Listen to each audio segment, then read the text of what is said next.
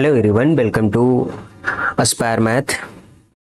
तो जैसा कि आपको पता है, हमने आपसे डिस्कस कर लिया है कि होमोमॉर्फिज्म ऑफ अ ग्रुप क्या होता है। उसके डिफरेंट डिफरेंट एग्जांपल्स डिस्कस किए हैं और वो चीज हम बेसिकली डिस्कस कर रहे हैं जो थ्योरम्स आप में बहुत ज्यादा पूछी जाती हैं, है ना।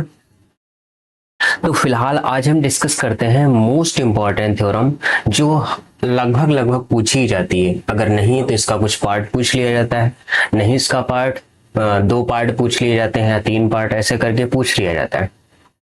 सर बताइए तो है क्या भैया? है हमारे पास fundamental theorem of homomorphism. Fundamental theorem of homomorphism most important theorem, है ना।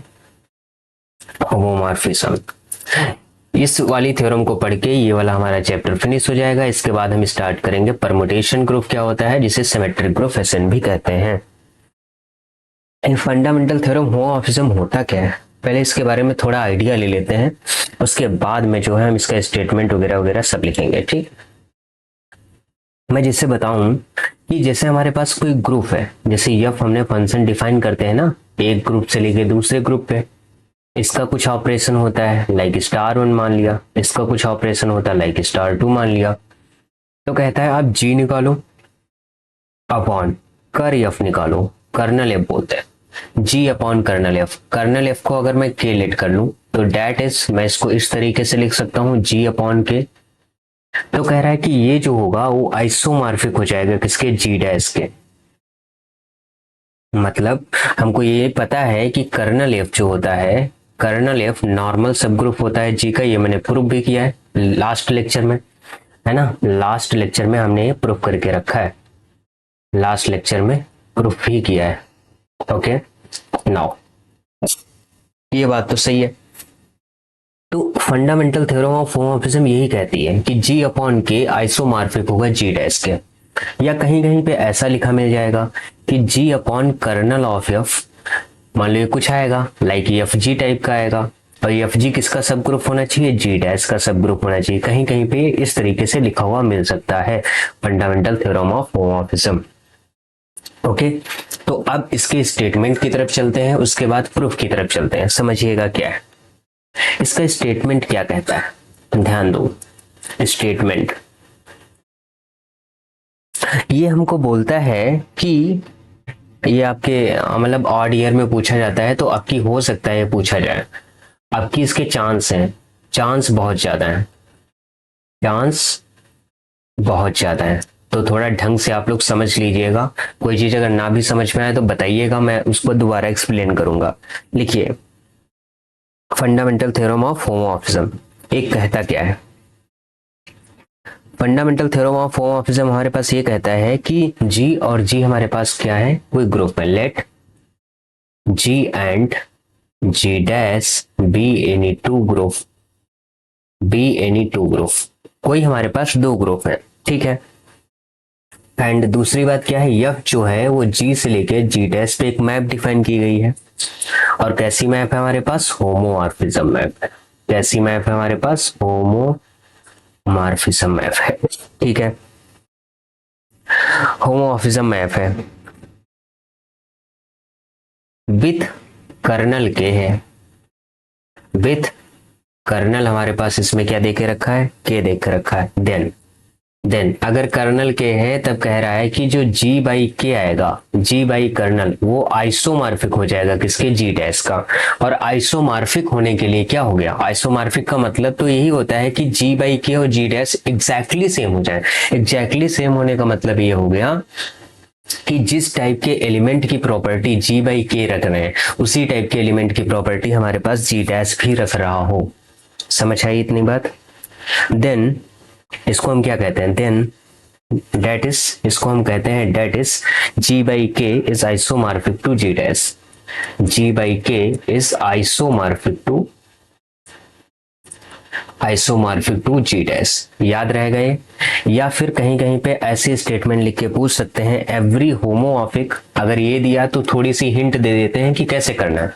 लेकिन अगर इस तरीके से लिख दे every homomorphic, every homomorphic every homomorphic image of a group,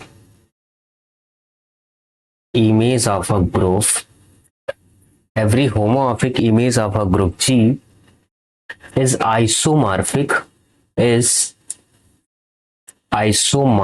to G dash।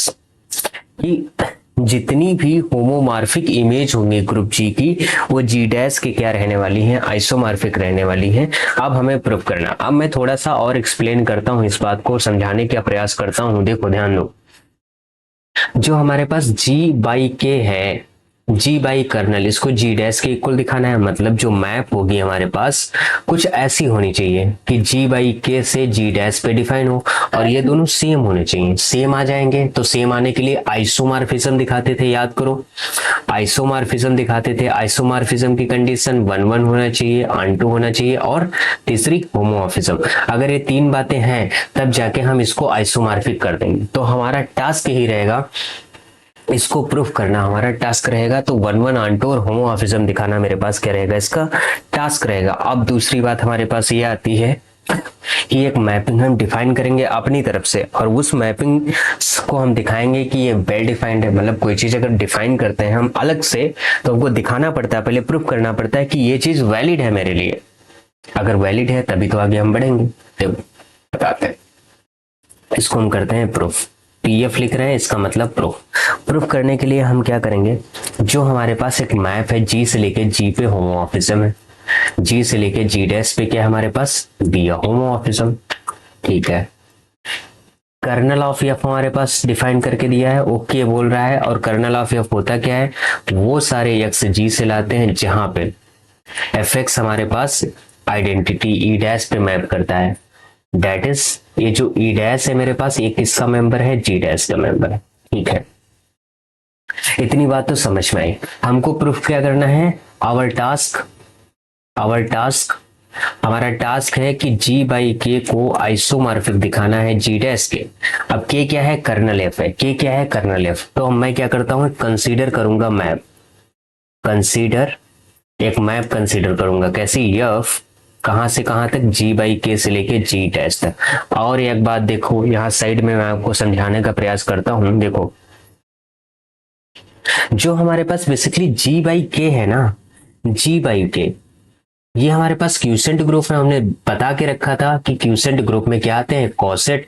तो नीचे के है, हमने क्या समझाया था, जी बाई एच क्यूसेंट ग्रुप होता है।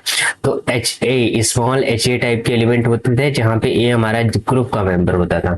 तो इसी तरीके से इसमें के टाइप के एलिमेंट होंगे और के हमारे पास कहाँ जी का मेंबर होगा। ये बात तो समझते हैं आप लोग। कॉसेट के ऐसे ही कॉसेट का कलेक्शन बनता है फैक्टर ग्रुप, ओके। तो इसको हमने डिफाइन किया, कैसे डिफाइन किया, एफ ऑफ के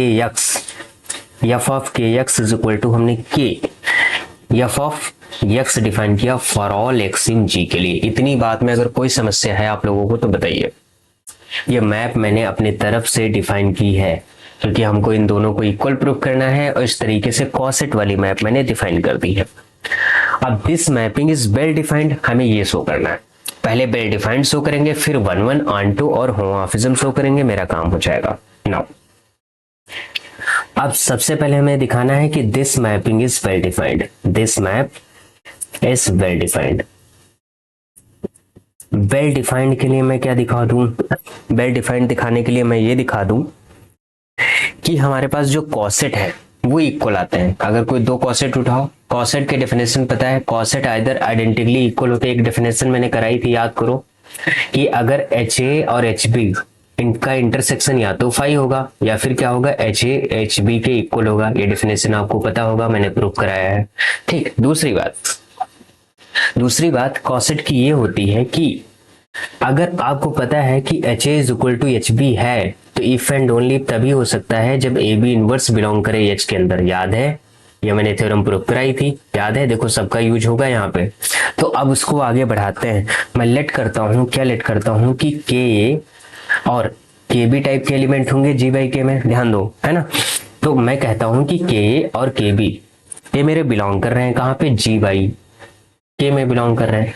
तो अगर मैं के ए को के बी के इक्वल करूं दो कॉसेट, तो ये तभी हो सकता है इफ एंड ओनली इफ जब ए बी इनवर्स बिलोंग करे हमारा किसके अंदर, के अंदर। ए बी इनवर्स बिलोंग करे किसके अंदर, के अंदर। यूज कर लिया रिजल्ट, यूज रिजल्ट। कौन सा रिजल्ट यूज किया है, ये जो साइड में मैंने लिखा है। समझ में आई इतनी बात। अगर ऐसा हो जाता है, अगर ऐसा हो जाता है ये के में बिलोंग कर रहा है, ध्यान दो के क्या है, कर्नल।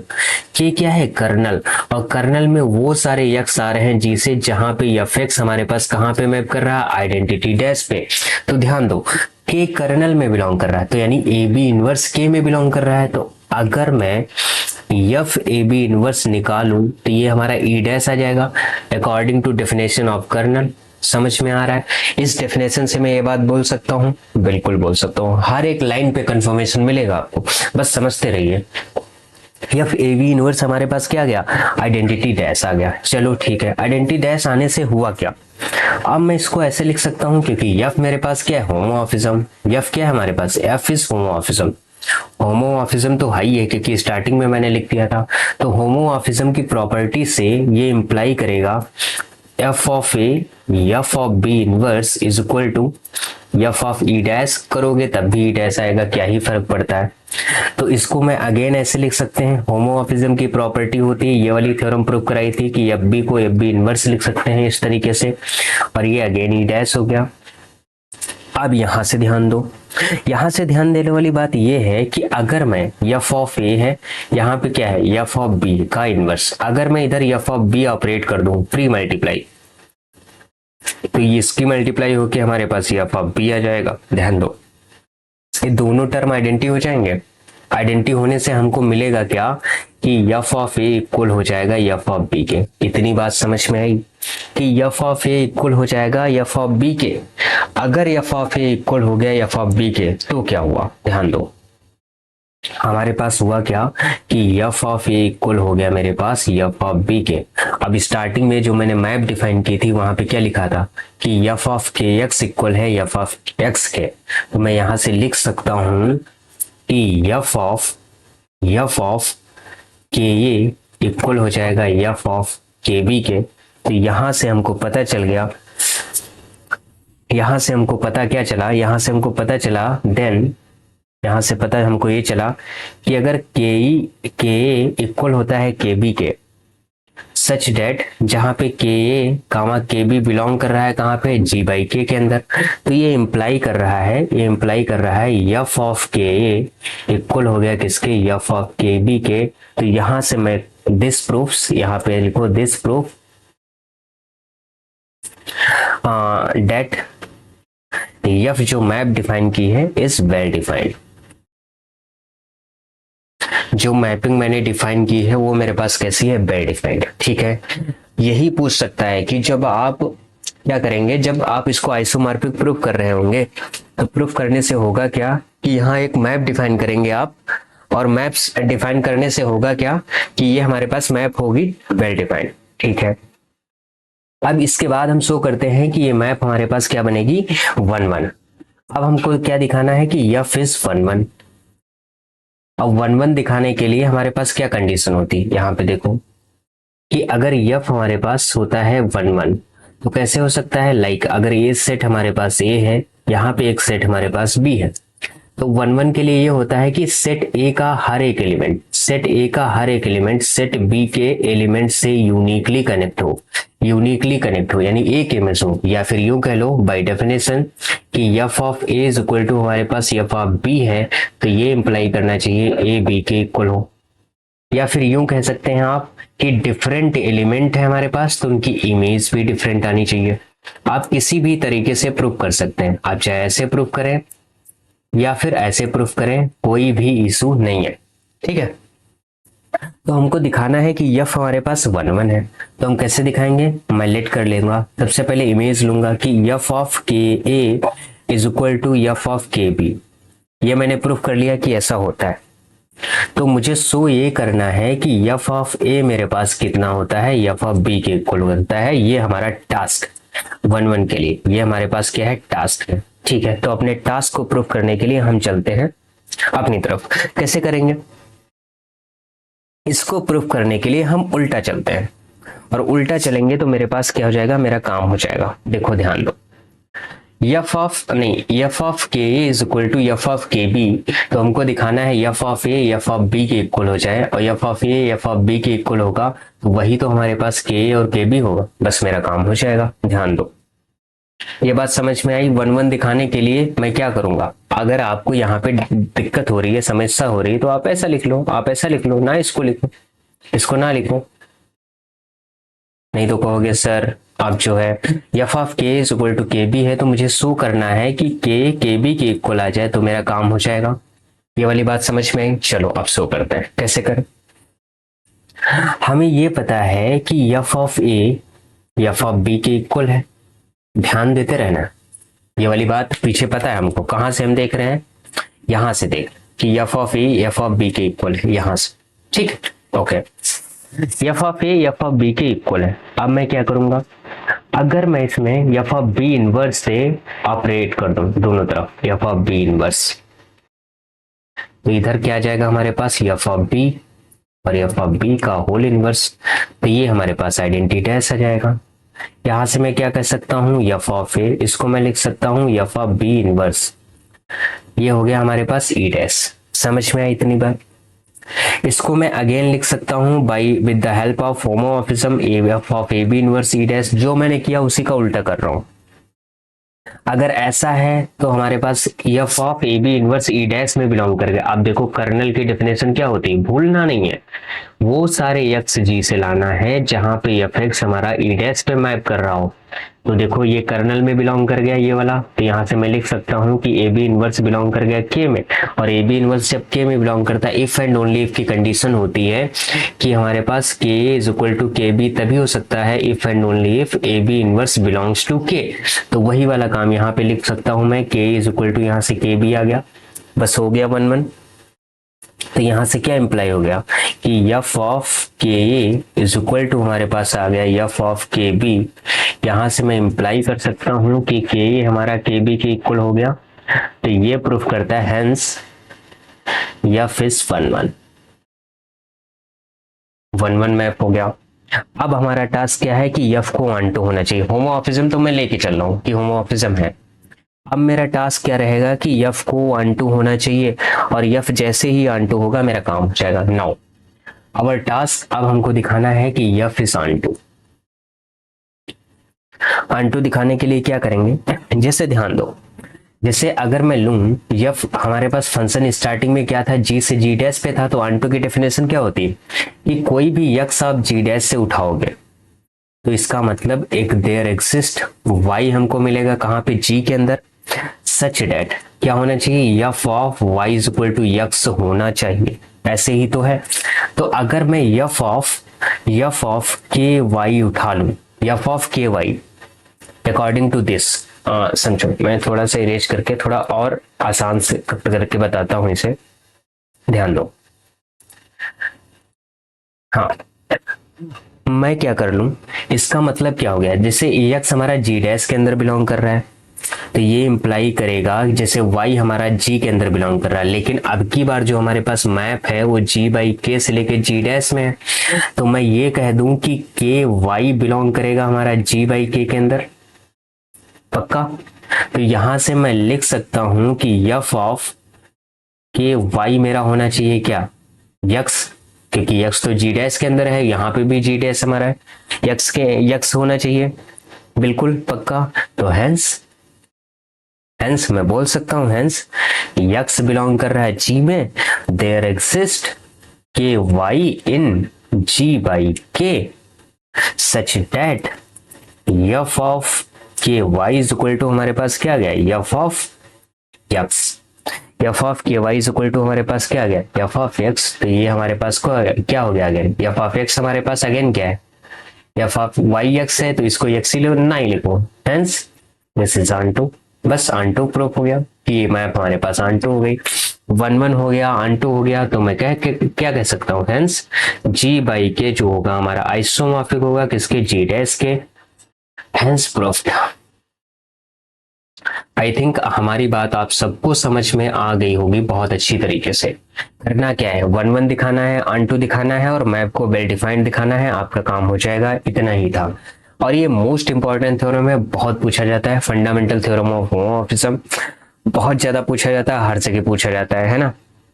तो इस तरीके से, और इसमें कुछ ऐसा है नहीं जो आपके सिलेबस में पूछा जाता हो। फिलहाल तो इतना ही थ्योरम है, तो इस थ्योरम को मैंने पढ़ा दिया है।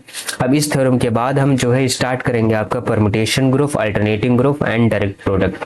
डायरेक्ट प्रोडक्ट और जो है डायरेक्ट प्रोडक्ट में इंटरनल और एक्सटर्नल डायरेक्ट प्रोडक्ट दोनों पढ़ेंगे, है ना। तो आपका ये वाला चैप्टर जो है हमारा फिनिश होता है होमोमॉर्फिज्म का। अगर इसमें एनी डाउट है, कोई भी डाउट है, तो आपको यहाँ पे एक नंबर दिख रहा होगा, ये रहा। इस पे आप मैसेज कर सकते हैं, कॉल कर सकते हैं, है ना, पूछ सकते हैं। और कोई नया क्वेश्चन भी लगा रहे हैं आप, तो उसको भी डिस्कस कर सकते हैं। तो इसी के साथ मैं अपने वाणी को आज विराम देता हूँ। मिलता हूँ आपसे नेक्स्ट अल्टरनेट डे पे, क्योंकि आपका लेक्चर डेली नहीं आता है, अल्टरनेट डे पे आता है। तो उस अल्टरनेट डे में मिलूंगा किसके साथ में, परम्यूटेशन ग्रुप के साथ में। और हाँ, आई विल ट्राई की जो है 15 सितंबर तक आपका ये वाला अलजेब्रा फिनिश हो जाए, फिर मैं डिफरेंशियल कैलकुलस भी स्टार्ट करूंगा, है ना। वो सारी चीजें डिफरेंशियल कैलकुलस में कवर कर दूंगा जो आपके एग्जाम में बहुत ज्यादा पूछी जाती है, ठीक है। तो डोंट बी पैनिक, मिलते हैं आपसे नेक्स्ट लेक्चर में, तब तक के लिए बाय बाय।